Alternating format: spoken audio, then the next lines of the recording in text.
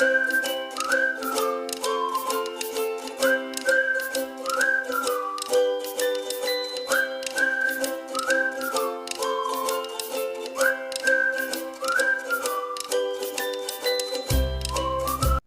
वालेकुम प्यारे बच्चों, कैसे हैं सब? इंशाल्लाह सब खैरियत से होंगे, ठीक और फाइन होंगे। मैं आज बहुत मज़े की और इंटरेस्टिंग वर्कशीट आप लोगों के लिए लेके आई हूँ उर्दू की।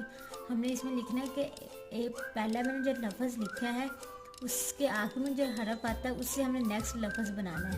कैसे हम लिखना स्टार्ट करते हैं मैं बताती हूँ कैसे। जैसे ये इतवार, अलिफ ते वाओ अलिफ रे। इतवार आगे, इतवार के लास्ट में लिखते हैं रे। रे से हमने नेक्स्ट लफ्ज़ अगला लफ्ज़ बनाना है रस्सी। रस्सी रे सीन छोटी जी सी रस्सी। रस्सी के आखिर में क्या आता है ये इससे हमने एक और नया लफ्ज़ बनाना है ये से याद। ये अलिफ या और ये दाल याद। अब याद के बाद याद के आखिर में क्या आता है दाल। दाल से अपने एक नया लफ्ज़ बनाना है। दाल से दवात दाल वाओ अलिफ ते दवात।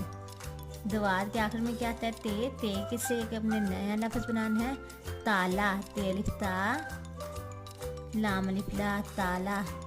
ताला के बाद हमें ताले के आखिर में लफ्ज़ क्या आता है अलिफ।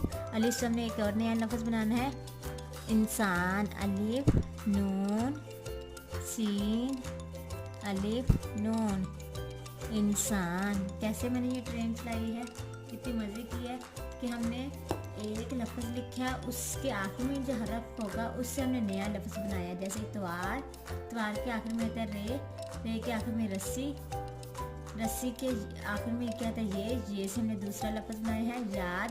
याद के आखिर में दाल से हमने नेक्स्ट लफ्ज़ बनाया दवात।